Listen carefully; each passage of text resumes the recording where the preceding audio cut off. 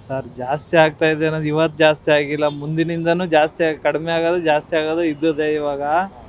ಇವಾಗ ಏನಾಗಿದೆ ಅಂದರೆ ಗ್ಯಾರಂಟಿಗಳು ಯೋಜನೆ ಮಾಡ್ಕೊಂಡು ಗ್ಯಾರಂಟಿ ಅವಶ್ಯಕತೆನೇ ಇರಲಿಲ್ಲ ಜನಕ್ಕೆ. ಯಾರು ಸರ್ ಕೇಳಿದ್ರು ಗ್ಯಾರಂಟಿ ಮಾಡಿ ಅಂತ? ಯಾರ ಕೇಳಿದ್ರಾ? ಬಡವರಿಗೆ ಗ್ಯಾರಂಟಿ ಅವಶ್ಯಕತೆನೇ ಇಲ್ಲ. ಬಡವ್ರು ಇವಾಗ 2,000 ರೂಪಾಯಿ ಕೊಡ್ತಾವ್ರೆ ಜನಕ್ಕೆ, ಆಧಾರ ಆಯ್ತದೆ ಅನ್ನೋದಕ್ಕಿಂತ ಸೋಂಬೇರಿ ಆಗಿರೋರು ಎಷ್ಟು ಜನ ಇದ್ದಾರೆ ಅನ್ನೋದನ್ನ ಯೋಚನೆ ಮಾಡಬೇಕು. ಎಷ್ಟೋ ಜನ ಸೋಂಬೇರಿಗೆ ಇವತ್ತು ಕೆಲಸ ಮಾಡ್ತಾ ಇಲ್ಲ ನೆಟ್ಟಿಗೆ. ಹಳ್ಳಿಗಳಲ್ಲಿ ಹೆಂಗಸ್ರುಗಳು ಕೆಲ್ಸಕ್ಕೆ ಹೋಗ್ತಾ ಇಲ್ಲ, ಮನೆಯಲ್ಲಿ 2,000 ರೂಪಾಯಿ ನಂಬಿಕೆ ಮನೇಲಿ ಕೂತಾರೆ. ಅದು 2,000 ಬಂದರೂ ದುಡಿಬೇಕು, ಬಂದಿಲ್ಲ ಅಂದರೂ ದುಡಿಬೇಕು.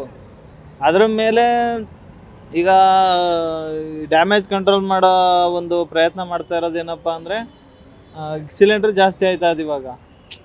ಈಗ ಯಾವುದೇ ಗ್ಯಾರಂಟಿ ಕೊಡಲಿ, ಗ್ಯಾರಂಟಿ ಜನಕ್ಕೆ ಅವಶ್ಯಕತೆನೇ ಇಲ್ಲ. ಈಗ ಸಿಲಿಂಡ್ರ್ ಏನಕ್ಕೆ ಜಾಸ್ತಿ ಮಾಡಿದರು? ಅದೇ ಮೊನ್ನೆ ಪೆಟ್ರೋಲ್ ರೇಟ್ ಜಾಸ್ತಿ ಹಾಂ ಇವಾಗ ಸಿಲಿಂಡರ್ ರೇಟ್ ಜಾಸ್ತಿ ಮಾಡ್ತಾ ಇದ್ದಾರೆ. ಯಾಕೆ ಈ ಬೆಲೆ ಏರಿಕೆ ಮಾಡ್ತಾ ಇದ್ದಾರೆ? ಸರ್, ಸರ್ಕಾರ ಬಂದ್ಬಿಟ್ಟು ಬಡವ್ರ ಪರವಾಗಿಲ್ಲ ಸರ್. ಹೇಳಬೇಕು ಅಂದರೆ ಬಡವ್ರ ಪರವಾಗಿ ಇಲ್ಲದೇ ಇರೋ ಸರ್ಕಾರ ಇದು. ಒಂದು ಒಂದು ಒಂದು ಸ್ವಲ್ಪ ಕೊಟ್ಬಿಟ್ಟು ಜಾಸ್ತಿ ಕೊಟ್ಟಿದ್ದೀನಿ ಅಂತ ಹೇಳ್ಕೊಳ್ಳೋದ್ಕಿಂತ ಇದ್ದಿದ್ರಲ್ಲೇ ಇದ್ದಿದ್ದಂಗೆ ಬಿಟ್ಬಿಟ್ರೆ ಜನ ಹೆಂಗೋ ನೆಮ್ಮದಿಯಾಗಿರ್ತಾರೆ. ಸ್ವಲ್ಪ ಕೊಟ್ಬಿಟ್ಟು ಇದನ್ನು ಕಿತ್ಕೊಳ್ಳೋ ಕೆಲಸ ಸರ್ಕಾರ ಮಾಡ್ತಾ ಇರೋದು. ಇದು ಅವಶ್ಯಕತೆ ಇಲ್ಲ ಜನಕ್ಕೆ.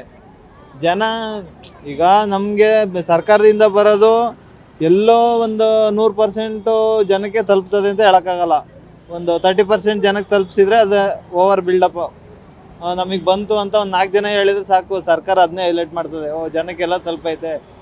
ಎಲ್ಲ ಪರಿಶೀಲನೆ ಮಾಡಬೇಕು. ಏನೇ ಕೊಡಲಿ, ಯಾರು ಬಡವರು ಯಾರಿಗೆ ಕೊಡಬೇಕು ಅನ್ನೋದನ್ನು ಪರಿಶೀಲನೆ ಮಾಡಿ ಕೊಡಬೇಕು. ಸಿಲಿಂಡರ್ ಬಗ್ಗೆ ನಮಗೆ ಹೇಳ್ಬೇಕಾದ್ರೆ ಮಾಡೋದು ತಪ್ಪು ಸರ್. ಯಾಕಂದರೆ ಸಾಮಾನ್ಯ ಜನಗಳಿಗೆ ಹೊಟ್ಟೆಗೆ ಹೊಡೆಯೋ ಥರ ಆಗ್ತದೆ ಇದು. ಇವ್ರು ರೇಟು ಜಾಸ್ತಿ ಮಾಡಿಬಿಟ್ಟು ನಮ್ಮಂಥವ್ರಿಗೆ, ಆಟೋದವ್ರಾಗಲಿ ಎಲ್ರಿಗಾಗಲಿ ತುಂಬ ಪ್ರಾಬ್ಲಮ್ಗಳಾಗ್ತದೆ. ಈ 5 ಯೋಜನೆ ಬೇಡ ನಮಗೆ. ಯಾಕಂದರೆ ಅವ್ರವ್ರು ದುಡ್ದು ಮೈಂಟೈನ್ ಮಾಡ್ಕೊಂಡು ಬರ್ತಾರೆ. ಇದು ಆದಷ್ಟು ನೀವು ಸ್ಟಾಪ್ ಮಾಡೋದು ಒಳ್ಳೆಯದು.